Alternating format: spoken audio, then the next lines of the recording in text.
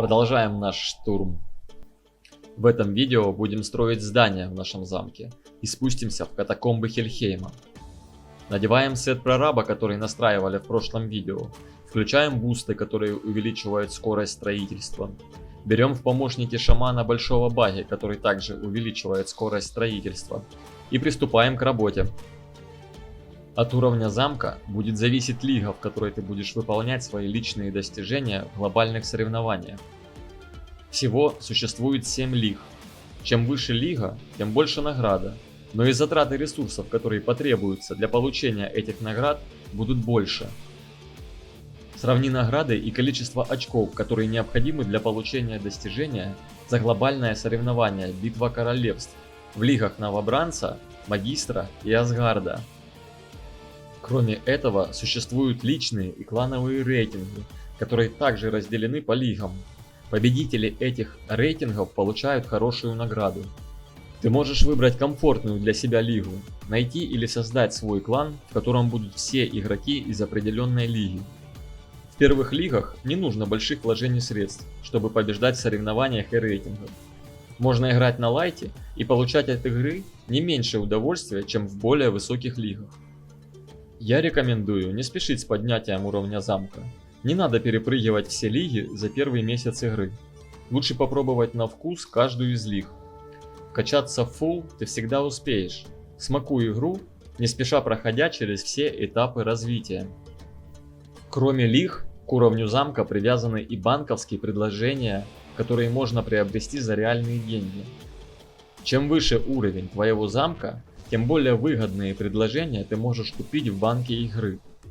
Это главная причина, из-за чего все стремятся поднять уровень своего замка на максимальный уровень как можно быстрее. Но будь готов к тому, что на максимальном уровне замка тебе предстоит встретиться с более прокачанными игроками, которые играют в эту игру не 1-2 месяца, а несколько лет. Твои войска будут для них как бумага. Переходим к ресурсным локациям и разбираемся, какие здания тут строить и в каком количестве. Давно это было, но помню как сейчас. Построил я, значит, свои шахты, смотрю на них и потираю руки в предвкушении пассивного дохода. Количество ресурсов растет с каждой секундой. Я уже начал представлять себя олигархом этой игры. И вдруг облом. Счетчики всех ресурсов остановились. Оказалось, что ресурсы имеют лимит вместимости, и накопить больше, чем позволяет этот лимит, невозможно. Посмотреть ваш суммарный лимит, который дают все ресурсные здания, навыки или бусты, можно во дворце. Вкладка «Статистика». Этот лимит на данный момент даже на самом высоком уровне составляет примерно 1 миллиард ресурсов. За 1 час можно добыть примерно 200 миллионов ресурсов.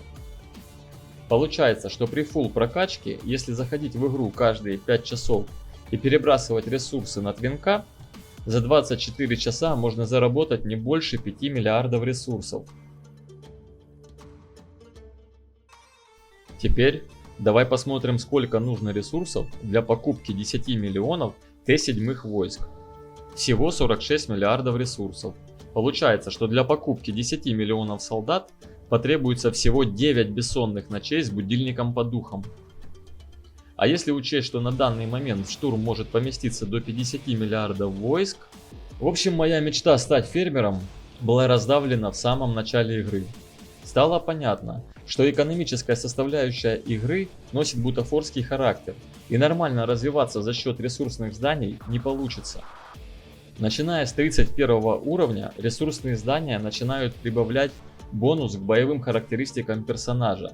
На 40 уровне здания этот бонус составит 10%. Лесопилка к урону, железо к здоровью, камень к защите, а ферма к вместимости лазаретов.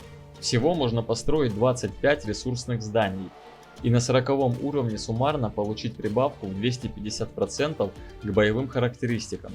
Я рекомендую строить равное количество всех зданий, кроме ферм, которые прибавляют к вместимости лазаретов. Без ферм можно обойтись, и лучше добавить процент к боевым показателям персонажа. Если ты увидишь, что ресурс еда выделен красным, не пугайся. Это означает, что твоим войскам нечего жрать. Чтобы это исправить, включи буст, который называется «Содержание войск». Кроме этого, подняв 30-й VIP уровень, ты снизишь потребление еды воинами на 50%. После этого потребление еды больше никогда не будет превышать производство. С левой стороны замка я рекомендую построить 2 казармы. Этого будет достаточно, чтобы уже на 38 уровне замка строить 10 миллионов воинов за один раз. С помощью автокликера ты достаточно быстро наклепаешь нужное количество воинов.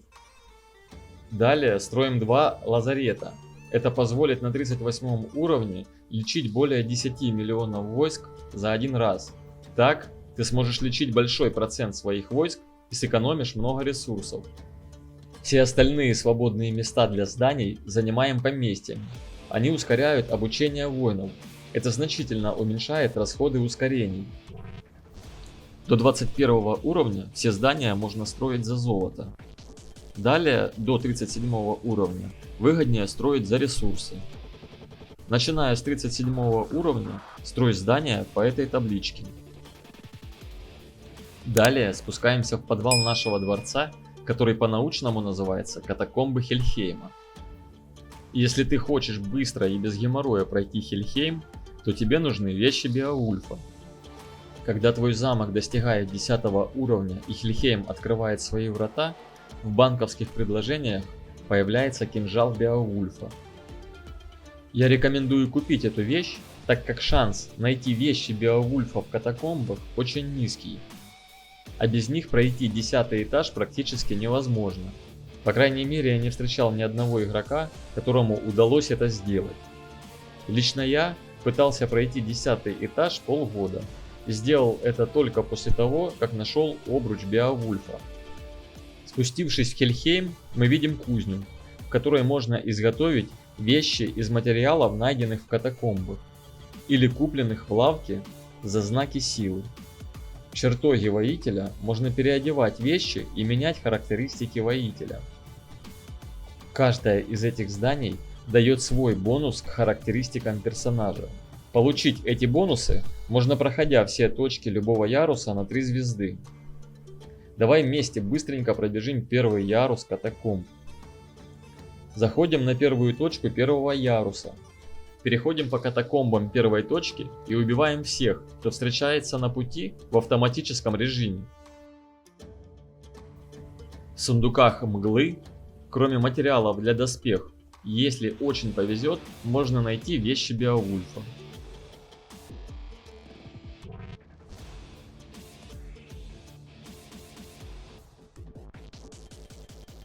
Побеждая врагов, воитель получает новый уровень и дополнительные очки характеристик.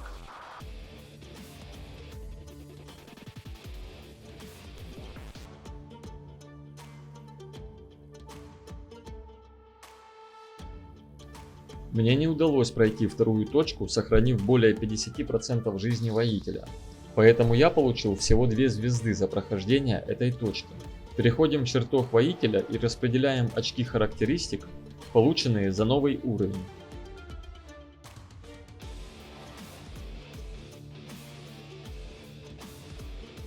В кузне видим, что нам не хватает материалов для покупки шапки или пояса.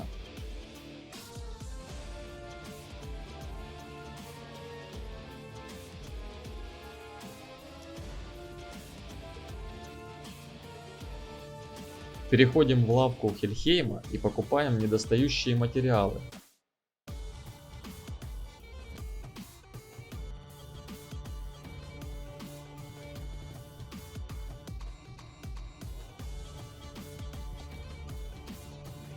Возвращаемся в кузню и покупаем шапку.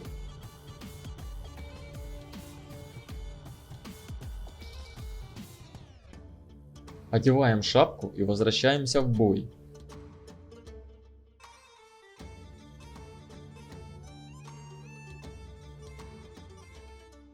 После прохождения третьей точки мы получаем награду за прохождение всех точек яруса, но не открываем бонусы, которые дает каждое из зданий, потому что вторая точка открыта только на 2 звезды.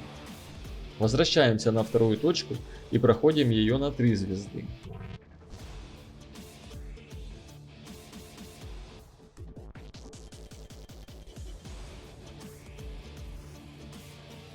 Теперь бонусы активны и наш персонаж стал сильнее.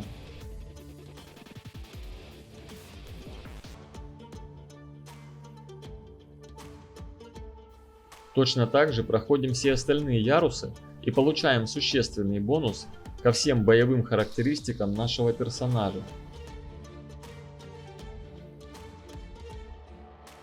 Любую из точек, которые пройдены на 3 звезды, можно проходить сразу 10 раз в автоматическом режиме за 20 минут и 1000 знаков силы.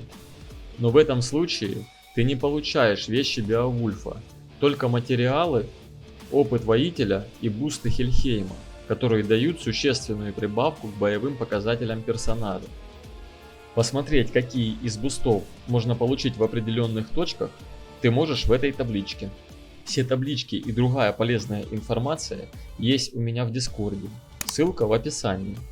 Неважно, какие вещи ты будешь делать в кузне, ты всегда сможешь отрегулировать характеристики воителя с помощью дополнительных характеристик, которые дают при получении нового уровня. Мои характеристики на момент прохождения 10 этажа выглядели примерно вот так.